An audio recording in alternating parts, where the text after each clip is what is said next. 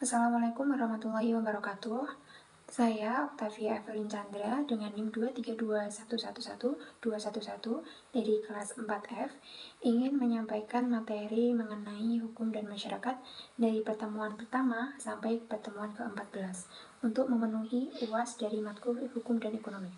Oke, langsung saja dari materi pertama yaitu pengertian hukum dan masyarakat serta sosiologi hukum. Hukum merupakan peraturan-peraturan yang tertulis maupun tidak tertulis untuk mengatur kehidupan manusia dalam hidup bermasyarakat serta memberikan sanksi bagi yang melanggar. Kemudian mengenai masyarakat yaitu dengan nama lain society yang berasal dari kata Latin socius yang berarti interaksi sosial, perubahan sosial dan rasa kebersamaan. Kemudian pengertian sosiologi hukum.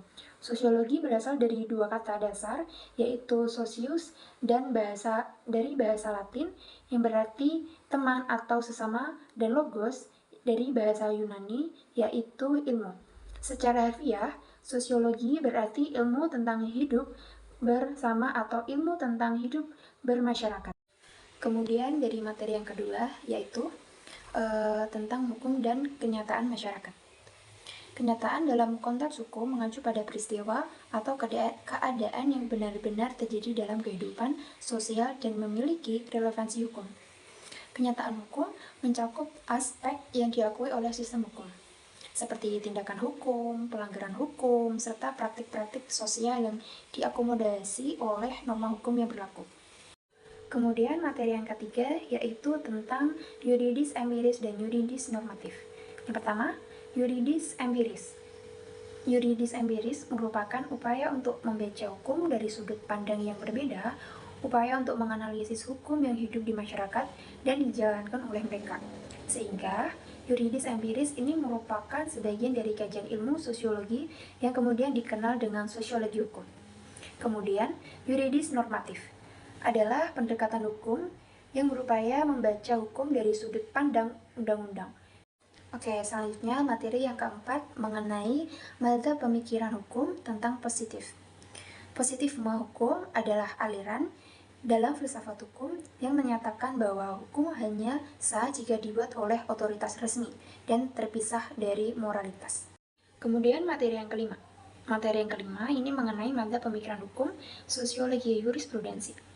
Sosiologi jurisprudensi adalah aliran filsafat hukum yang mempelajari hubungan timbal balik antara hukum dan masyarakat, menekankan bahwa hukum bukan hanya aturan tertulis, tetapi harus sesuai dengan living law atau hukum yang hidup dalam masyarakat. Kemudian materi yang keenam mengenai mazhab pemikiran hukum, living law and utilitarians.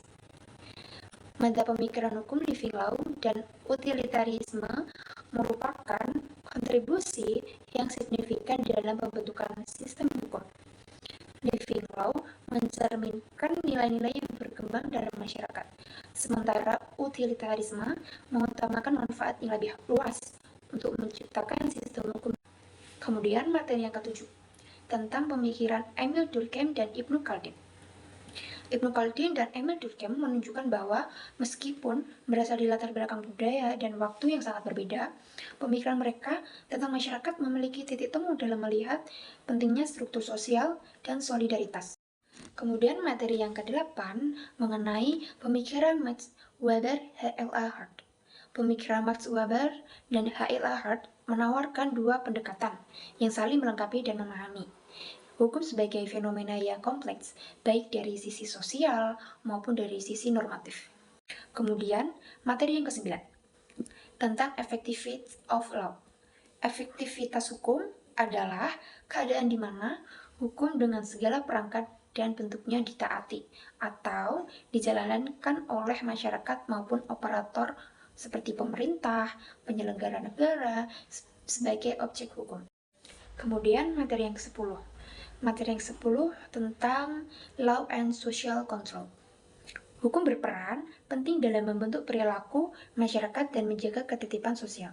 Efektivitas hukum sebagai alat kontrol sosial bergantung pada kesadaran masyarakat, penegakan hukum yang adil dan konsisten, serta kemampuan hukum untuk beradaptasi dengan perubahan sosial. Kemudian materi yang ke-11 tentang legal pluralisme.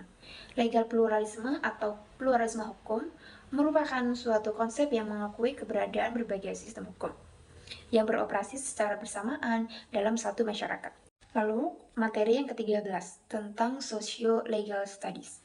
Socio-Legal Studies adalah pendekatan kajian hukum yang memadukan perspektif hukum dalam ilmu sosial seperti sosiologi, antropologi, politik, hingga gender studies. Kemudian, materi yang terakhir, materi 14, tentang pendekatan sosiologi dalam studi hukum Islam.